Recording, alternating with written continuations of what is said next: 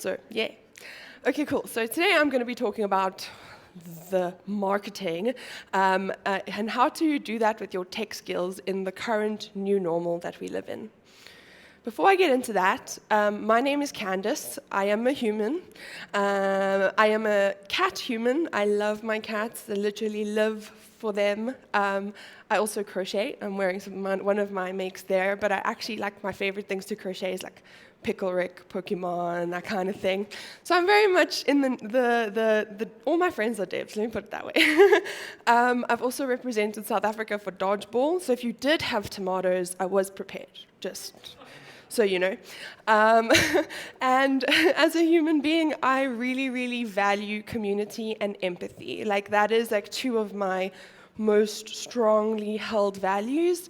To a point where I am actually a community engagement manager at FourthRev. That's my company's logo. No one here will recognize it because it's an international company. What we actually do is we deliver like life-changing educational experiences through 6 months in-demand courses. It's very career-focused. They're called career accelerators. And basically we work with tech partners like GitHub and Tableau to create these courses, as well as the world's leading universities. So my job here comes in is actually making sure that that is accessible to others.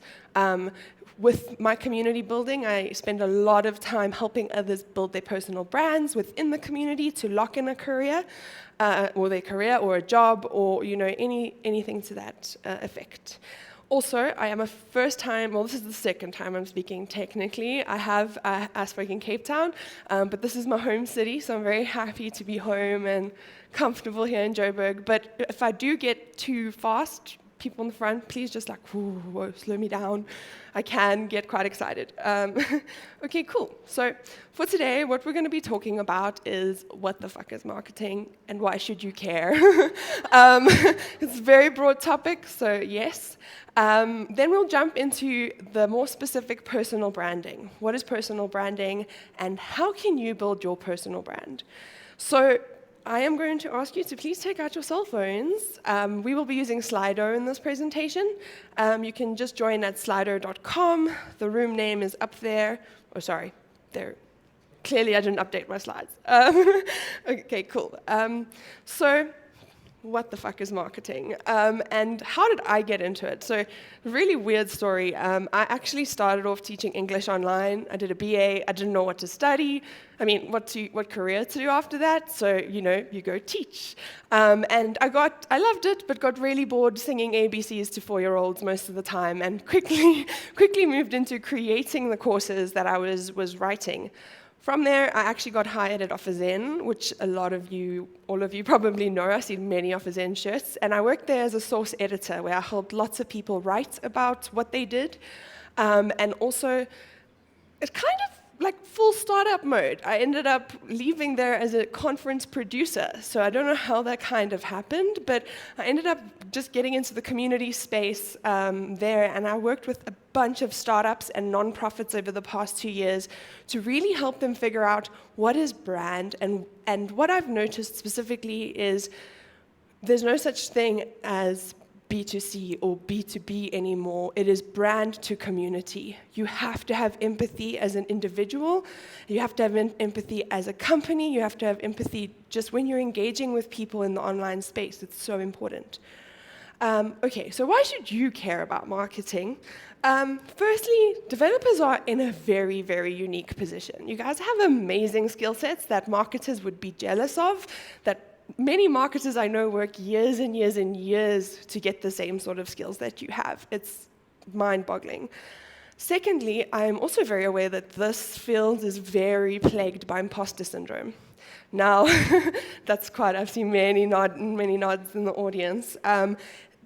The thing about that is it's really real and it's really debilitating, but I'm here to tell you that actually you don't need to worry about that. Sharing your personal brand is easier than you think, and it's not actually, you don't have to worry about the imposter or the saboteur sitting on your back. Okay, but with all that in mind, I would really want to know what your opinion of marketing is. So for those at home, please do join in as well. You can scan the QR code, or you can join at Slido and that room number. Add in one word that describes marketing to you, like the first word that comes to mind. I am not expecting positive things, don't worry. Oh, creativity, that's a positive one. Fluffy stuff, love it. Promises, I'm just imagining promises. Promotion, advertising, money, branding, visibility, selling, visibility again. Amazing. Okay, cool. Anyone else want to add? Or is this still going? Okay, cool. I was definitely expecting to see a lot of sales, selling, promises, promotion, visibility, awareness, necessary evil. Ooh, I love it. Love it. Okay, cool. So this is, and there we go. So the two biggest words here are visibility and selling. One of these is potentially negative, especially in an audience like this where I know devs are allergic to marketing and being sold to. Like, I've been at too many conferences where I'm like, this is not a real email address, but devs know. Like, you guys are really good at that. So to bust some myths about your current opinions of marketing and how you currently think about it, marketing is actually a very confusing umbrella term that describes actually a lot of random growth tactics, and every company doesn't know what they're doing, and everyone makes it up. Literally, it all depends on your audience. In the same way that you guys have very unique problems, there are very unique problems in marketing that are solved with specific tactics, and then you iterate and you experiment. But a lot of this comes through in advertising and promotions, and it can be perceived very negatively. Now, you don't want to be seen as a product. It seems super inauthentic, like to sell yourself as a human being, as a product. So I can understand why people don't want to even touch marketing with a 10-foot pole. But there is a way to make it authentic, and there's some very, very good examples out there. But before we get into that, I just want to explain, this is what a normal marketing, according to HubSpot, a flywheel looks like. What you usually do is you attract strangers, they become prospectual buyers or prospectual customers, you engage them until they buy your product, and then you delight them, hopefully they promote you, and they share your product with other people, whether it's on the golf course or... But that doesn't, ignore that, that doesn't really matter to you. So what I've tried to do is map this according to a developer's career growth cycle. Okay, so if you think about this in terms of where you are in your career, now just note there's probably many people in many different aspects of their career here. So I'm just going to start with the first one. So when you have a job, you have to engage your employer. You have to do your job, right? You have to make sure you're doing that or you'll lose your job. If you get to a point where you're delighting your employer, to do that, you do that through mentoring others, by putting in extra effort at work, by networking with your colleagues, networking externally, and bringing that information into the company, either through hiring new people or even just, like uplifting people into tech that maybe they don't end up at your company, but they are just a mentor.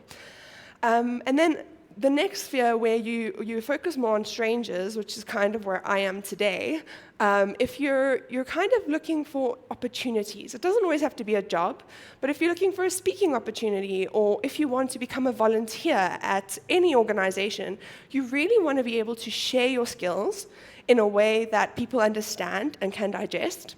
And then you also need to demonstrate your skills. So there's I know there's that quote, those who can't do teach, right? Now, there's this, I definitely think this is applicable to everybody, but it all depends on what you're aiming to do with your career, obviously. So I'm going to go a little bit more into depth on how you can do these things in a moment. But just to summarize, my point here is that personal brand is the new CV. No one looks at CVs anymore, especially if you're applying to like a global conglomerate where they get 300 CVs a day. That goes through a machine, and you guys probably know better than I do what those machines are built like. Like they just look for keywords and you get rejected. I can personally say I've been employed for about no, not 20 years, that's how old I am, sorry, no, I'm not 20, 7 years. I've been employed for 7 years, and every single one of my jobs I have received from someone referring me.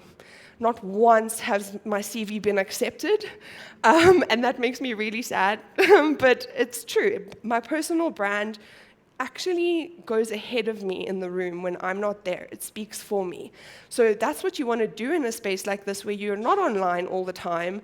You want to be able to work for international companies or speak at international opportunities, but you don't want to be the person sitting behind your email, emailing people 500 times a day. You really want to have something that goes out into the world and does the work for you. And that is personal branding. Okay, so I want to show you some good examples of personal branding, what it looks like out in the wild.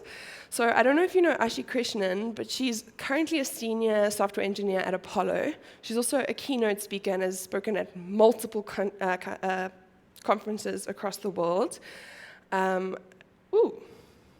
video is not playing. No. Wait, I'm going to show you because her website, oh wait, there we go.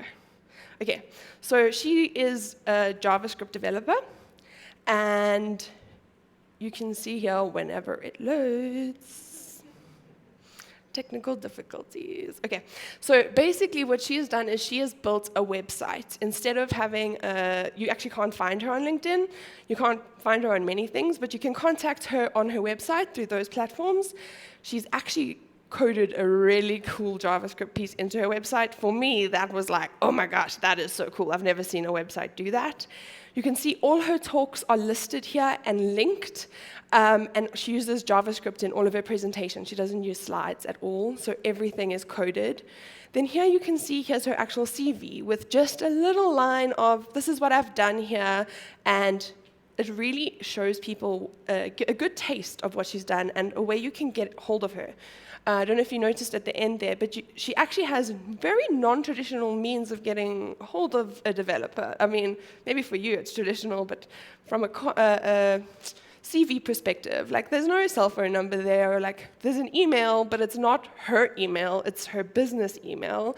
She addresses it when she wants to. She's got her boundaries, and she's able to set up her brand in a way that people can reach out to her when and how she wants. Okay, cool. So I'm going to show you some more local examples. So we have two people at this conference, actually, who are very, very good examples of having a very good personal brand in the community. So Skulk, who is attending the talk over there, thank you, Skulk. He is a community organizer and just powerhouse, really. I mean, he's a co-founder of FedSA. He helps at CodeBridge and used to run it, I think, completely. He's also a community manager at Code Capsules. He writes and teaches curriculum at Creative Academy and at CodeSpace. And then these other two companies are where he works as a contractor. So you can see there's no content there, right? Like, I'm not showing you a blog post or a talk or a website, but I knew Skulk before, like I met him for the first time at this conference in Cape Town, but I've known him for like 2-3 years probably, just in the space, because his reputation precedes him, and he's the kind of person who puts up his hand when the community needs help. And that is almost the sort of promotion and like ambassadorship that you really want. Like, if I go, oh, you need to talk to Skulk. Like, Skulk doesn't even need to do his own job search. Like, I could do it for him, you know? And so does everyone who knows him. They know who to go to. And then we have Craig Greasy, who also, I don't know if he's here, but he did a talk at this conference too. He calls himself a software architect, writer, and game designer. He was actually one of my contributors when I worked at OfferZen, and he writes articles at a pace I cannot explain. Like, we published 3 in the time he published 10 by himself. Like, he is a powerhouse of a writer, but he also has his own brand through his games. He writes for Critical Hit. Not all of these are tech articles. Some of them are like reviews, and they do relate to tech, but very interesting. And then Snapped is another more professional blog that he runs. So you can see there are various ways that you can actually demonstrate what you can do. And it all depends on like what you want to do. For example, Skulk said to me last night, like, I don't consider myself as someone who has a personal brand. And I was like, well, maybe you don't have a website with like a cool portfolio, but like you really, really do. Awesome. Okay, so let's get into the how. How do you build your personal brand? Now, marketers pick their mix. Like I said, you kind of figure out what works for you, and then you go with that. And if it doesn't work, you change it up and innovate a little bit. So I'm going to give you some examples on if you want to do any one of these things, how you could possibly do it. I don't expect everyone in this room to go do all of these things. Like I said, Skulk doesn't write blog posts. I mean, he writes a lot of other things, but, you know. So, for example, if we want to demonstrate your skills and knowledge, you can do it through a website, like Ashi does. A lot of you are very, very well skilled to do this. Something I'm very jealous of with my like WordPress hacking, not even PHP level. You can have a GitHub, like that's like very easy. You can upload your tutorials, you can upload just side projects, anything you've worked on that can demonstrate what you are capable of doing to people without you having to like go do a technical assessment. I mean, imagine you could skip that part of an interview. It would be amazing. So if you have a really good repo of this, you can do that. And Stack Overflow, be active there as well. Participate in the community. I'm a very big fan of LinkedIn. I know many devs aren't. I always know when a dev's going to change a job because they change their LinkedIn profile picture or suddenly start liking things on LinkedIn. Always know.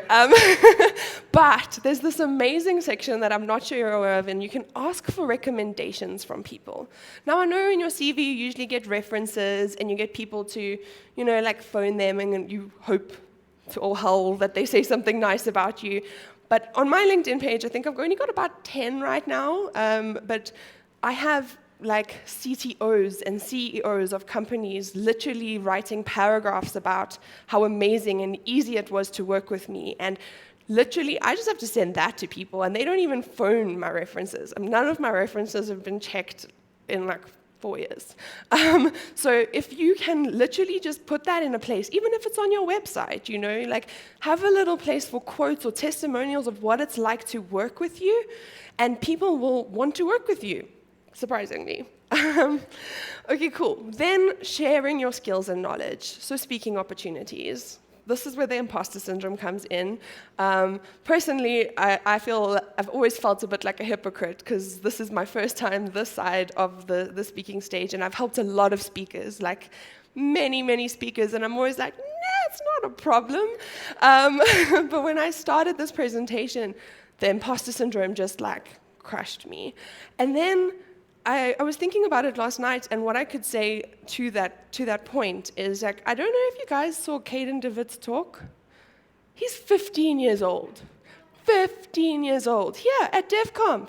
He had something he wanted to share with the world, and he was like, you know what, I'm going to apply, and he got accepted. Like, I applied. I'm a marketer, guys. I didn't expect to speak at DevConf ever in my life. So you'll be surprised what people want to actually learn about. And always, always, if you're talking about your personal experience, you have so much credibility, even if you're 15, even if you're a marketer. Like, it really, just apply. I'm not, okay, I wasn't going to tell this, but I applied to DevConf after a breakup when I was really drunk. That's literally, I didn't think I could do it. It was like a total, like, I need validation kind of thing. And then I forgot about it. And 2 months later, I got an email saying, hey, your talk has been accepted. Sometimes, like, when you're writing and you're drunk, you can be very creative. So I definitely think my talk obviously was useful. But that's just an example of, like, sometimes it just takes that little bit of, like, brave Dutch courage, you know, to apply for something. And then social media. I don't mean the normal social media when I say this. You can, if you're a designer. Instagram is a really good one, for example. LinkedIn is also really good. But Reddit is a great form of social media that I don't know how to use, and I wish I did. I'm sorry. But, like, all my friends know subreddits, and the UI breaks my brain. But, like, that's a really good way to get noticed. Like, you can get ratings. You get community, like, badges. You can become an influencer. It's really cool. Otherwise, you can do things like Twitch or streaming on Discord, even if it's just like streaming your games, like really, and having a conversation with your friends or sharing a tool tip of the week, Really just, there's a lot of things out there you can do. Blogging and podcasting is another one. I have it at the bottom of the list because it is quite a difficult thing to do. I will address this a little bit later, but Jonathan Bossinger, I apologize, he is doing a talk after this on how to write. I would recommend for developers, go have a look at that. But if you don't know where to write, like OfferZen has a source program that teaches you how to write for devs. Dev.com, they have a community called Cult, which you can write for them. So there's lots of places you can go, and you'll be so surprised if you reach out to like podcasters in South Africa. Like anybody is dying for speakers, I promise you. Go on LinkedIn, type in podcaster, or even Google tech podcaster. You'll find tech podcasts in South Africa, and they would love to talk to you. It can be remote.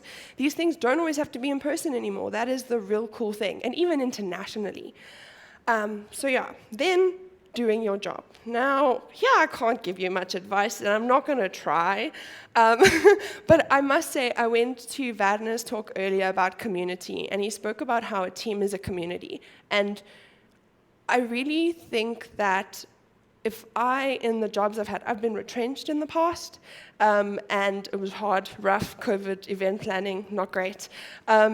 But I stayed on 2 weeks after my retrenchment, even though no one else did, and I made sure that team was well set up when I left. Like, it wasn't a fun experience, it was really hard, but I made sure that the people I was working with knew that I can plug the holes. Like, I want to be that person, and now, when people need someone to plug holes, doesn't matter what it is, they call me, and that actually speaks again. There are people in the room, you build allies through work who will be your champions when you're not there. And then it's like you don't even need a website, you just have these allies who are backing you and are like, I know exactly who can do that job. I know exactly who you should talk to. And as far as doing your job, I would always say, just don't be a dick about it and make sure it's easy to work with you, because then anyone will want to do it, whether it's a job or a speaking opportunity. Cool. Meetups, events, conferences. Really cool thing about this is international now. You don't just have access to things here. You can actually go and attend meetups overseas. You can learn from those speakers. You can come here to live conferences again. Thank goodness we can have these real ones. Sorry for the people at home. But it is really, really lovely to be able to meet people in person, but also online, grow your international network. That is how you can grow your salary, potentially, but also just your exposure and the access to the opportunities. We think sometimes, you guys live on the internet, so you know how much is out there and how much is hidden. And we talk a lot in South Africa about access to opportunities, and it's true. There are a lot of people who don't know what those opportunities are. So go have a look. Go see what they're doing in America. Go see what they're doing in, Thailand or Singapore, which is another big tech hub. Find out how they're working. See if that's where you want to go, if that's where your career wants to go. And then online communities. A really good example of this is ZA Tech. I don't know if anyone here knows about ZA Tech. Yeah, there's a few people. Skulk is an admin. ZA Tech is just it's you said 13,500 people? About 14,000 developers or tech people in one Slack channel, which is free to use. And sorry, one workspace. I apologize. My tech words, I must fix them. Synergy. Sorry. There's a ton of people in those spaces, and there's another resource I love. It's if you just go www.communities.io, you'll find any community you want. You're looking for the most niche Go community. I know there's 5 of them in the world. I'm joking. But you will find that community. It will be on there. It's really, really cool. And just get busy meeting people. Finally, mentoring others. This doesn't have to be as broad and scary as you think. It could just be there's a new person on your team who joined remotely, and maybe it's their first job ever. We have people now coming out of university and high school who have never been in an office, ever. Like, it breaks my brain. Like, I don't know if you remember your first job. Like, me getting acquainted with Slack was hilarious. So, like, there's a lot that they aren't given access to in this remote world. So it's a really easy avenue to share your skills and mentor people. Especially in South Africa, we also have a lot of schools that require hours, students to put in certain hours to just career shadow, job shadow, that's the word I'm looking for. And if you and your company go to a school and partner with that school and say, hey, all your hours, anyone who's interested in tech, come, we'll offer a internship or like a mini school project for them, because that is how people get access to tech. Me, I would have been a developer, trust me. I'm a linguist, so I love languages. I can read code, I can't write it, but if I had known that tech was an option, I would have gone into it. But there are so many people, it was never offered at my school. If it's not offered at your school, of course you're never going to get into it. The government is now making rules to allow more people, to allow our education system to have more STEM in it. But I really think just showing kids how cool development is really can make such a huge difference to not just now, but our eventual hiring pipelines. I know everyone struggles with hiring. Like, that is, it's a long-term investment, but it's important. And then there are other mentorship programs. OfferZen Thrive comes to mind. And there's also just like boot camps. You can volunteer at boot camps. You can volunteer to teach. You can volunteer to mentor. You can volunteer to review curriculum. Like, there's so much help that's needed in that space. So if you have time and that's what you want to do that. Okay, so again, I just want to say you shouldn't be expecting to do all of the things on these lists. If you pick one, you're doing enough. Like, you really are. Because that is just a good starting point, and you'll be surprised how much it tumbles into newer opportunities and more exciting ones. You can go speak to just the speakers at this conference and find out, because we have some powerhouse speakers at this conference. I'm just going to let you know. Okay, cool. So obviously, at a tech conference, I need to have data, So back to Slido, please, everybody. I would love to know, how much has your opinion of marketing changed? 1, obviously nothing. 5, being quite a lot. Yeah, this is my secret way of getting your feedback. And for those online, I hope you're also looking. I don't see any questions. Okay, cool. Wow. 5. Okay, that's my goal was to have an average of 4. So I feel like I have sufficiently convinced y'all that I work with the new market USA team. There's more people from online joining now. Okay, cool. It's really, really good to see that you can understand that, let's call it personal branding and not the M word, is really, really, really very vital. Amazing. Okay, cool. So just to end off, I'm going to leave you with some top tips. So many people ask me, where do I start? What do I write about? My answer, start where you feel comfortable. If you are really great at kite surfing, write about that, like genuinely, or do a blog about that. If you love gaming, do a Twitch stream, like that's how you just start to get past that little bit of imposter syndrome and get that confidence to go, I'm going to try that thing. Or you could have a glass of wine like I did. I suppose that also works. But yeah, start where you feel most confident, because that's where you're most credible, because you have the most experience in it. Positive endorsements, collect them like gold. They are more valuable than a raise because, like, for example, last year I worked for 2 nonprofits at a quarter of my salary.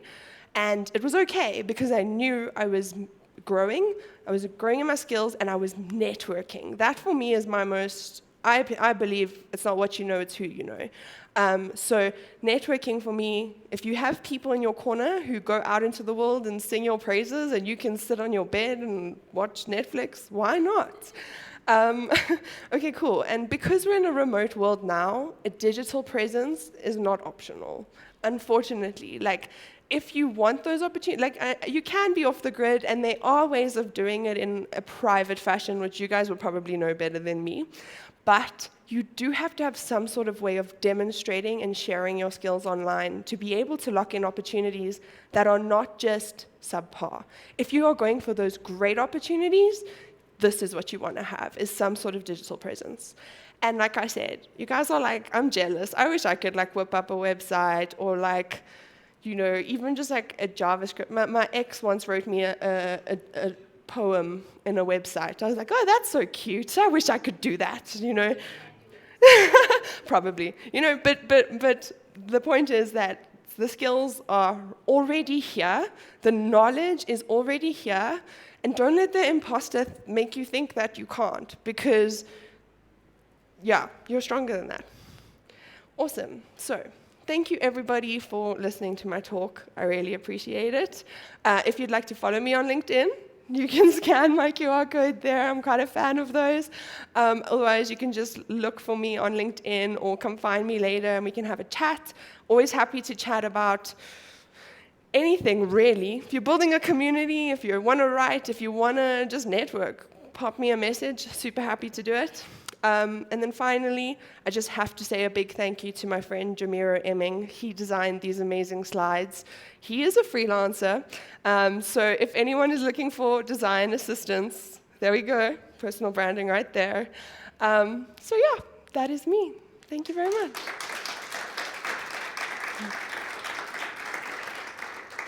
Awesome. So I think do we have some time for questions? Any questions in the room? Ah, here it comes.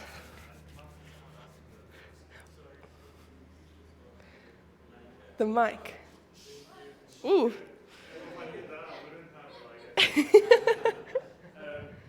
But hey guys. No, I'll just leave them for the people online. So I did warn you about this one last night. You did.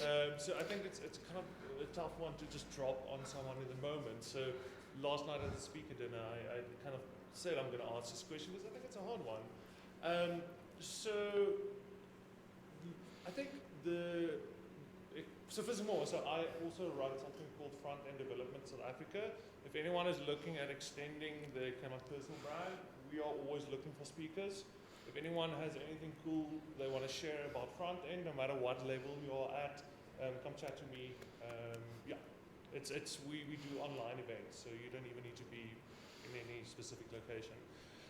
So I think through that, I don't know, Go for it, just drop it. Yeah, so like I think through kind of the experience throughout the pandemic with that, and we've kind of always gone out of our way to kind of actually make it a platform where people, not necessarily outside of the tech world, but also from more like disadvantaged backgrounds and whatever, not like moving in these spaces can kind of come to and so forth.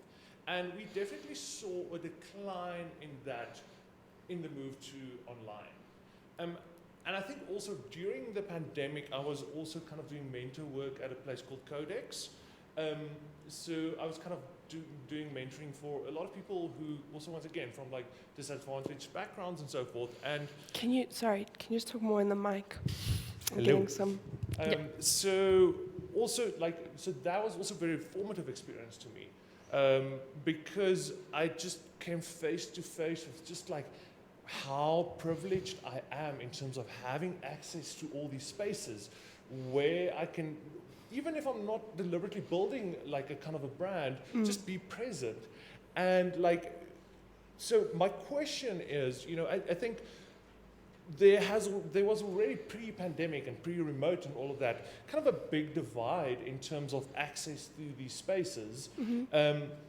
But I think at the very least, you know, like when you had a formalized process like a CV or something, at the very least, there's not that big of a gap, you know. There's only so much you can have in a CV, and you know, it's essentially we're kind of competing. You're never competing on equal footing, but like it's a bit less of a divide. And are you concerned that now kind of with this move to remote and kind of a bigger focus on kind of looking to your own remote branding and so forth, that we may be even making that divide even bigger, maybe excluding even more people, maybe making it even harder for people from outside these circles to get into the space? Awesome. Yeah. Thank you for your question. Just to summarize, so we want to know if I'm worried that by this push towards more digital personal branding, we're excluding and decreasing the access opportunities to people. Okay, cool. I think that's a really good question. I thought really hard about it last night. Thanks for the heads up. So yes and no. Okay, obviously there are certain restrictions, especially in South Africa, for people who don't have access to internet or technology or data, and so they can't potentially go and make an Instagram video or, go and write a blog or even know how to code, So I definitely think that in that sense, there is less accessibility in that to a little bit. But in general, I worked with Kwela women, it's the buff I've been wearing all conference. We help people in the community to figure out what opportunities there are.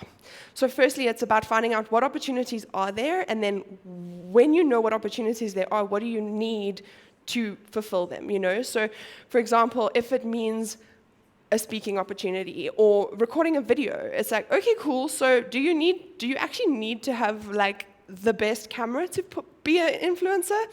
No, not really, actually. You don't. I know a lady, her name is Silindile, and she literally has started her own media company with her phone. She goes and interviews people in her community, and that is actually way more authentic in that content because she's opening up areas where other people don't have access. She's teaching people. She's also showing what she can do with very little. So I actually think with things being more global, it's harder to find, yes. And in terms of finding a job, competition is always going to be hard.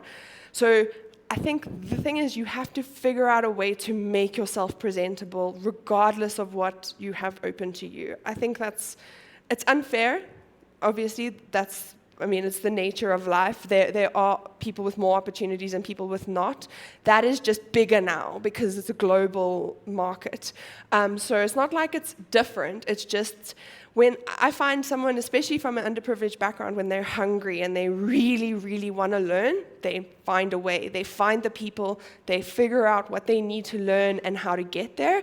And there are opportunities now to actually do that more as well because you do have the global access. So to answer your question is, yes, we are restricting access to some people more, but we are also increasing access in other regards. I hope that answers your question. Thank you. Cool. Any other questions? Oh, there's one on the Slack. Anele asks, in an effort to accelerate, grow your brand, when do you know that you are oversharing or sharing less? This, another good question. I'm sure we've all seen this flood of really crappy content on everywhere. Actually, just everywhere. I don't even go on Twitter anymore. I just can't. So I definitely, in terms of oversharing and undersharing, it depends what you're doing, and it depends on your platform, right? So if you are, for example, building a company and you want to build in public, then Twitter is a great place to make a lot of noise, and people who are interested will find your conversation. But then you don't really want to be posting like that on LinkedIn, right? Because people like to be more structured and get more of a real insightful learning, not just the process leading up to it. So you have to, the thing is, this is where it gets a bit more into you deciding, okay, what are my values? I like education and I like community, for example. So I'm going to only write about those two things because I feel confident in those things. And the one, for example, community, I do while I'm still learning. I'm learning how to build communities. So that I do in public. And I share a lot on LinkedIn. I ask a lot of polls. LinkedIn because I actually have groups on LinkedIn that I work within. And then there's stuff that, like, I always ask, does someone else want to know this? Like, I think that's a good question to ask yourself. Like, there's sometimes where I'm like, I did have a really crappy day at work today, but is this me just like journaling to the internet?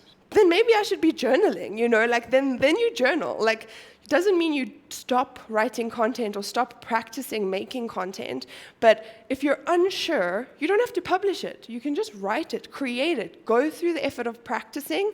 And then if you are worried about oversharing, it's really nice to always have a buddy. I have a group of editor friends that I always sanity check myself with, and I'm just like, is this useful? Or is it just me being like, hey, I'm bragging about stuff?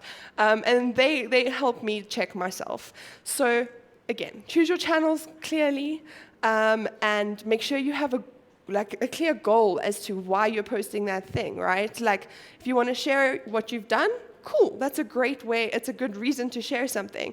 But if you're sharing because I want to look good, like for me, one of the most irritating posts on LinkedIn are those like, I've finished this certificate, like, yay. I'm like, cool, put it on your profile, but you don't need to post about it. Like, so yeah, that's my opinion, Anele. I hope that answers your question. Anyone else? No, I think I have hit the end of my time. So thank you all so much for attending. I really appreciate it. I will be here if you have any other questions. Last reminder to just please remember to rate your favorite speakers. It doesn't have to be me, but I'm an event organizer, so I'm helping Candice and them. Remember to do your feedback forms. Thank you, everybody.